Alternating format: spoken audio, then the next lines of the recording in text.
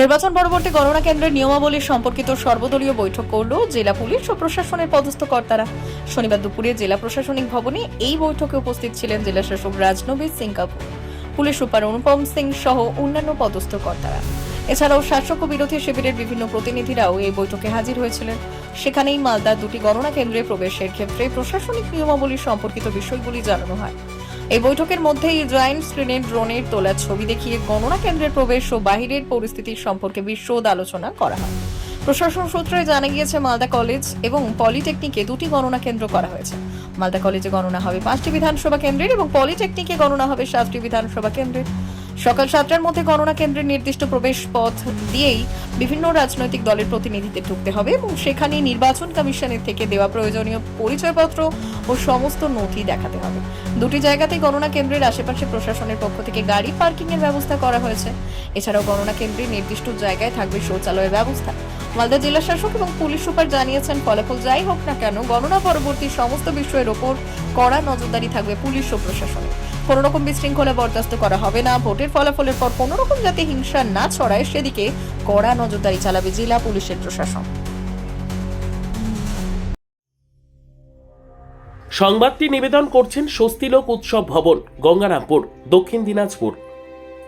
আমরা সব political party meeting করেছি, এসপি সাহেবও ছিলেন ওখানে। আমরা সবাইকে জানিয়েছিলাম যে কাউন্টিং সেন্টার কিভাবে আপনারা যাবেন, কাউন্টিংয়ে দেখি সিস্টেম হবে, স্ট্রং রুম ওপেন হবে।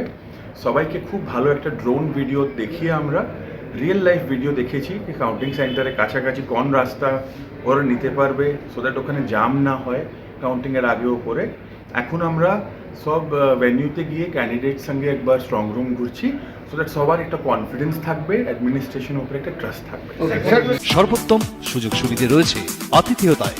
সুপরিচিত স্বস্তিলোক উৎসব ভবন অতিথিদের যে কোনো অনুষ্ঠানের জন্য উপযুক্ত ওয়ান স্টপ ডেস্টিনেশন। আমরা আপনার বিশেষ অনুষ্ঠানটিকে অবিস্মরণীয় করে তুলি।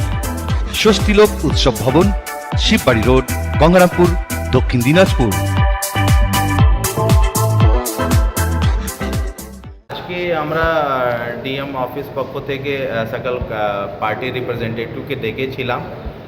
কাউন্টিংয়ে আমাদের কি অ্যারেঞ্জমেন্ট আছে ওটা ওনাদেরকে বুঝালাম, আমাদের পার্কিং ব্যবস্থা কি আছে ওটা ওনাদেরকে বুঝালাম, ওনাদের ক্যাম্প কোন দিকে হবে, গাড়ি ওনারা সাপোর্টারদের কোন দিকে থাকবে, এটা সব আমরা আলোচনা করে ডিসকাস করলাম।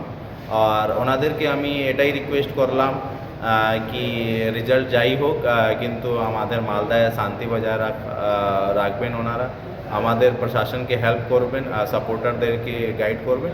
এই নানা রকম আলোচনা হলো আর এটা খুব ভালোভাবেই মিটিং হয়েছে।